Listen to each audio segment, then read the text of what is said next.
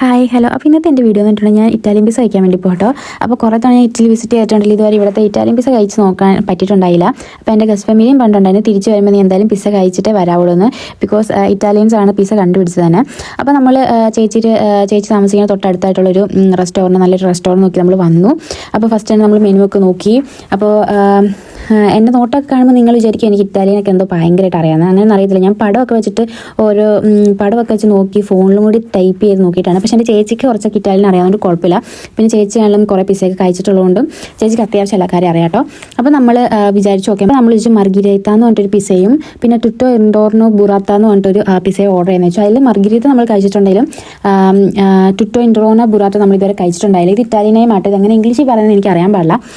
Okay, അപ്പോൾ നമ്മളത് order ചെയ്തു. അപ്പോൾ നമ്മൾ വെയിറ്റിംഗ് ആണ്. അപ്പോൾ ഫസ്റ്റ് തന്നെ നമ്മൾ കുറേ നല്ല വിശപ്പുള്ളതുകൊണ്ട് തന്നെ നമ്മൾ ആദ്യം വെള്ളമൊക്കെ ഒഴിക്കാൻ വെച്ചപ്പോൾ ചേച്ചി എനിക്ക് വെള്ളം ഒഴിച്ചു തന്നു. അത് കഴിഞ്ഞിട്ട് ഞാൻ ഇങ്ങനെ അവിടെ ഇവിടെയൊക്കെ നോക്കി അങ്ങോട്ടും ഇങ്ങോട്ടും നോക്കി. അപ്പോൾ എപ്പോഴേക്കും പിസ്സ വന്നു. അപ്പോൾ ഞങ്ങൾ ചോദിച്ചു ഇങ്ങോട്ടായിരിക്കുന്നു. പക്ഷെ അല്ല, നമ്മൾ ചമ്മിപ്പോയി തൊട്ടടുത്തുള്ള ടേബിളിലായിരുന്നു കേട്ടോ.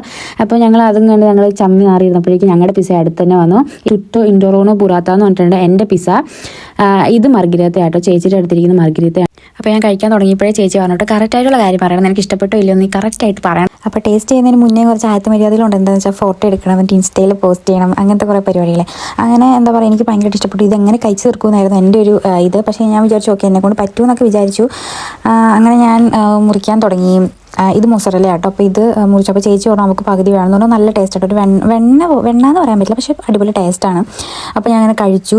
നമ്മൾ ആദ്യം കഴിക്കുമ്പോൾ നമുക്ക് അത്ര തോന്നില്ല, പക്ഷേ നമ്മളിങ്ങനെ എന്താ പറയുക ചവച്ച് ലാസ്റ്റ് വന്നു കഴിയുമ്പോഴേക്കാണ് നമുക്ക് അതിൻ്റെ ഫ്ലേവറും എല്ലാ സംഭവം കിട്ടത്തുള്ളൂ.